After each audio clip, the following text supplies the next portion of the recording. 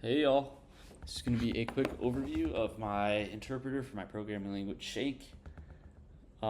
Basically Shank is a scripted, indented, and typed language similar to Python.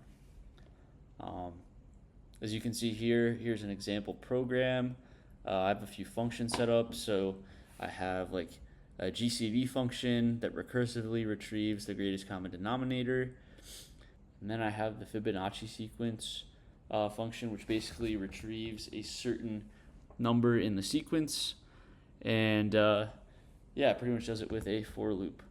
And then, yeah, we have our start function, which is basically the main function in most programming languages. It's where everything starts. So as you can see here, there's a little bit of a quirk. Shank functions don't return values. They can only modify variables that are passed into them.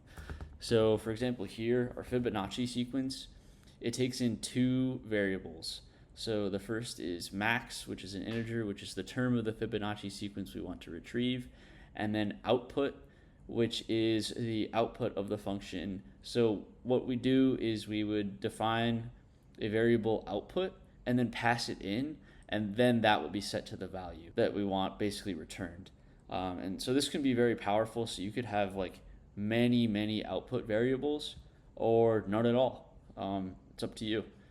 And then, yeah, another thing that you can see is that our variables are declared at the function at the top of the function and cannot be declared anywhere else. So that's another thing to keep in mind. So yeah, it's pretty simple syntax. It's very similar to Python. So yeah, I guess let's get started. Let me showcase this program.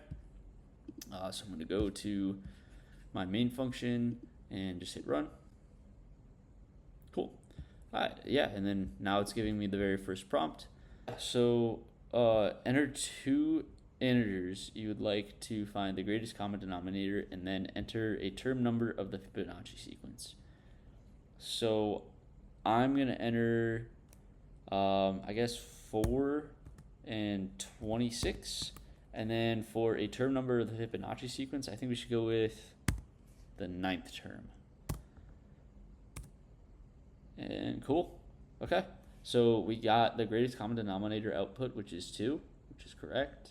And then the 9th term in the Fibonacci sequence is 89.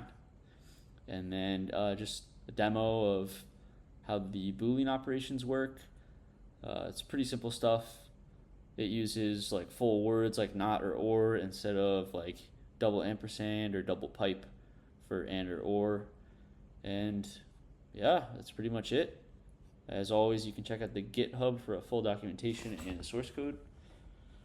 Thanks for watching.